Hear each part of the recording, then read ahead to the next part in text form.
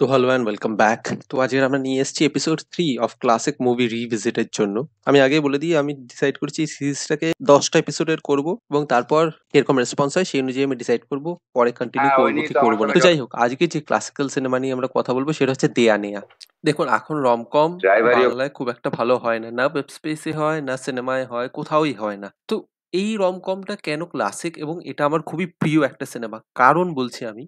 তার আগে আমি যদি স্টোরি ব্যাপারে বলে নিই, তাহলে দেখাচ্ছে যে উত্তম কুমারের যে চরিত্র রয়েছে, যার নাম হচ্ছে প্রশান্ত কুমার রয়। তো সে হচ্ছে কমল মিত্রর ছেলে, যারা লখনৌতে থাকে এবং তারা ব্যবসা, এবং উত্তম কুমারের ব্যবসার প্রতি তেমনি ইচ্ছে নেই, সে হতে চায় গায়ক, এবং সে রেডিওতে অভিজিৎ চৌধুরী ছদ্মনামে গান গায়। তো তার বাবা জানতে পারে এবং বলে যে গায়ক হচ্ছে বাইজি শ্রেণীর কিছু লোকজন গায়, লোফাররা গায়, তুমি এটা করতে পারবে না আমার বাড়িতে থাকতে গেলে।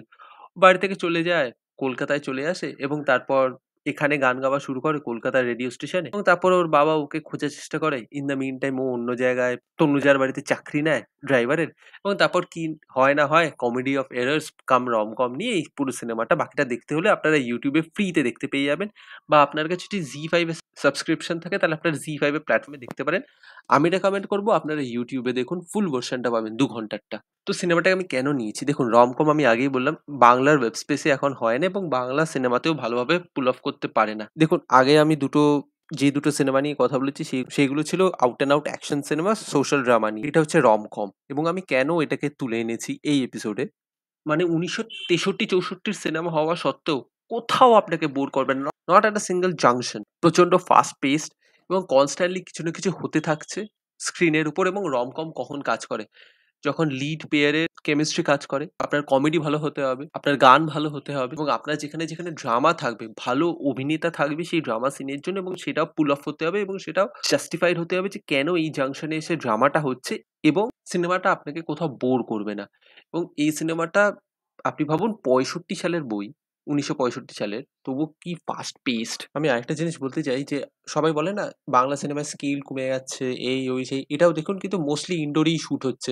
একটা রেডিও স্টেশন দেখাচ্ছে, একটা বাড়ি দেখাচ্ছে, একটা ছোট বাড়ির উঠোন দেখাচ্ছে, লাস্টে গিয়ে একটা স্টেজ দেখিয়েছে, বাট তাছাড়া এটা কিন্তু 4টে ঘরের ভিতরেই বদ্ধ রয়েছে গল্পটা। তবুও দেখুন কত ইন্টারেস্টিং, কত ফাস্ট পেস্ট, এবং কত ভালোভাবে এটা পুল অফ হচ্ছে। কমেডি বলুন, রোম্যান্স বলুন, ড্রামা বলুন, সেগুলো কিন্তু ভালোভাবে পুল অফ হচ্ছে, এবং স্টোরিটা ভালো ছিল বলেই কিন্তু রাজেশ খান্না এটাকে পরে, এই ধরুন বছর 8-9 পর, এটাকে কিন্তু অনুরোধ বলে আবার রিমেক করেছে। কাজে স্টোরিতে যদি আপনার দম থাকে, ডাজ নট ম্যাটার আপনি 4টে ঘরের ভিতর শুট করছেন কি 4টে স্টেডিয়ামের ভিতর শুট করছেন, আপনার কিন্তু সিনেমাটা কাজ করবেই। এবং এখানের গান তো এখনো প্রচন্ড প্রচন্ড ফেমাস, এবং লিড পেয়ারের কেমিস্ট্রি তো ভালো কাজ করে। এবং আপনি ভাবুন তনুজার এন্ট্রি না এখানে অনেক পরে হয়, মানে এই যে রোমান্টিক ট্র্যাকটা আসতে আসতে দেরি করছে, আপনারা কোথাও বোর হবেন না। হ্যাঁ, ওই নিয়েই তো কনস্ট্যান্টলি আমার সাথে বাবার আর ছেলের একটা টাসেল হলো, তারপর ছেলে এখানে এলো, এখানে খানিকটা কমেডি হলো, একটা গান হলো, তারপর তনুজার এন্ট্রি হলো, প্রায় 25 মিনিটের মাথায় তনুজার এন্ট্রি হয়। তো সেটাও খুব ইন্টারেস্টিং, এবং এখানে কমেডিটাও কিন্তু খুব ভালোভাবে কাজ করে, যথেষ্ট ক্লিন কমেডি, এরকম না যে আপনারা শুনে ডাবল মিনিং জোকস খুঁজে পাবেন। সেটাও খুব ইন্টারেস্টিং, এবং এখানে উত্তম কুমারের কমিক টাইমিংও আমরা দেখতে পাচ্ছি। এখানে উত্তম কুমার যথেষ্ট ইয়াং,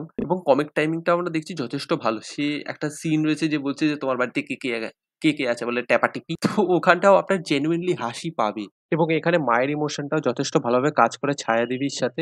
এবং মিউজিক আমি আগেই বলেছি, শ্যামল মিত্র এই সিনেমার মিউজিক করেছিল, এবং যথেষ্ট ভালো মিউজিক, এখন এভারগ্রিন রয়েছে। আপনি যে কোনো গান তুলে নিন, আপনি এনজয় করবেন এবং কোথাও বোর হচ্ছে না। এবং এখানে যে ড্রামা সিনটা রয়েছে, বাবা ছেলে যে টাসেলটা রয়েছে, ছেলে একদিকে যেতে চায় ক্রিয়েটিভিটির দিকে, বাবা বলছে না তুমি ব্যবসা করো, তো সেটাও খুব ভালো। এবং এন্ডিং এও কিন্তু খুব ভালো, বাবা কিন্তু বলছে না তুমি গানই গাও, বাবা বলছে তুমি ব্যবসাটাও দেখো মাঝে মাঝে, এবং তার পাশাপাশি তুমি গানটা করো, আই হ্যাভ নো ইস্যু। এবং তাছাড়া আপনি এখানে দেখুন, এখানে বন্ধুত্ব রয়েছে। উত্তম কুমারের এক বন্ধু রয়েছে যে লেখক, এবং সে টিভিতে ভুগছে, সেটা রয়েছে। উত্তম কুমার এবং তরুণ কুমারের একটা কেমিস্ট্রি রয়েছে, দেওর এবং বৌদির কেমিস্ট্রি এখানে ইন্টারেস্টিং রয়েছে। এবং একটা জায়গায় হালকা আপনি একটু থ্রিলারের মতন পাবেন যে উত্তম কুমার নিজের চাকরি ছেড়ে চলে গেছে, লুকিয়ে রয়েছে, পুলিশ তাকে খুঁজছে, সেই জিনিসটা খুব ইন্টারেস্টিং। এবং এই যে অ্যানোনিমাস আইডি, মানে উত্তম কুমার অ্যানোনিমাস হয়ে রয়েছে, কে মানে কেউই জানে না রেডিও স্টেশনে কে গান গাইতে আসে, কেউ তার মুখ দেখেনি।